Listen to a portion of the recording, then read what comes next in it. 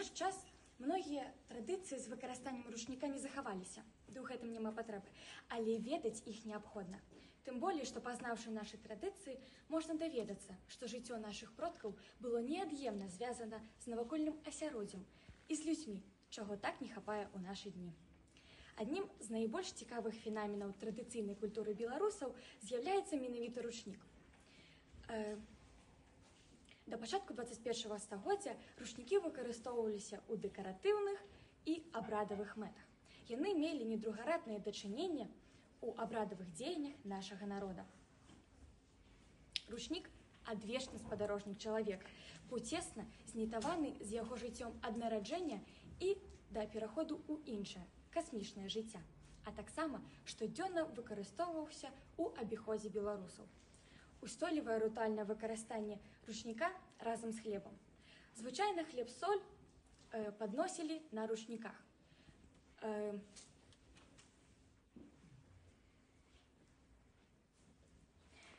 На разасланы ручнік хлеб клаўся на стол. Хлеб, як сімвал урадлівасці і багацця, разам з ручніком паказваў, што і ручнік мае блізкую сімволіку, звязаную з багаццем, урадлівай глебай і шчасцем. Ручнікі былі абавязковым атрыбутам у вясельных, радзінных і пахавальных абрадах. На іх бабка-павітуха прыймала немаўля. Яны ўваходзілі ў пасаг нявесты, былі неад'емнай часткай падарунка нявесты жаніху, родным жаніха сватам. Іх перавязвалі цераз плечо свата і сцелілі пад ногі ў час вянчання. Ужываўся ручнік і для абгортвання рук, калі маладых заводзілі за стол. Такім чынам і маладых уводзілі ў царкву. Гэта сімвалізавала адзінства маладых. Кульмінацыйны момант веселья – прыезд павянчаных да хаты маладога. Суправаджаўся своеасаблівай выставай пасагу нявесты. Ручнікоў, абрусоў, посцілак, што з'яўлялася лепшым доказам здольнасці нявесты ткаць, а ў будучым апранаць сям'ю. Ручнік шырока ўжываўся не толькі ў вясельных, але і ў жалобных абрадах. Адзін з такіх старажытных звычаяў – вывешванне ручніка з акна, пад якім стаяла труна з нябожчыкам. І ў знак жалобы, і для патрэб нябожчыка, які, паводле павер'я, мог вярнуцца ў пакінутую хату.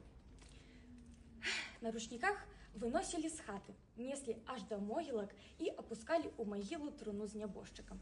Ціха і павольна плыў гэты саркафаг на руках у суродзічаў, якія асцярожна, з вялікай павагай перадавалі яго ў рукі волатаў багоў. Ручнікамі абвязвалі і надмагільныя крыжы. Ручнік ужываўся і для ушанавання духаў продкаў на дзяды. Рытуалы з выкарыстаннем ручнікоў адрозніваліся паводле формы, але сутнасць была адна – ушанаванне продкаў. Такім чынам, ручнік быў сімвалічным пасрэднікам паміж зямным жыццём і замагільным светам.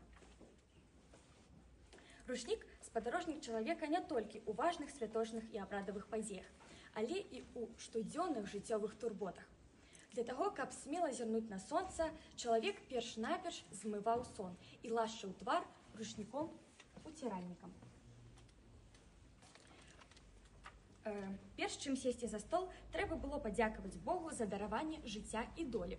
Позірк чалавека быў скіраваны ў чырвоны кут, дзе знаходзіўся лік творцы сусвету. І ён быў пакрыты бялюткім ручніком-набожнікам. Ручніком абвязвалі маладых хлапцоў, якіх забіралі ў войска. Гэты ручнік захоўваўся да моманту вяртання хлопцаў дамоў. Такім чынам, мы бачым, што ручнік – гэта незвычайная рэч, без якой нельга было і кроку ступіць у мінулым. Ручнікі, тканыя і вышываныя, не проста ўжытак хатняга абіходу.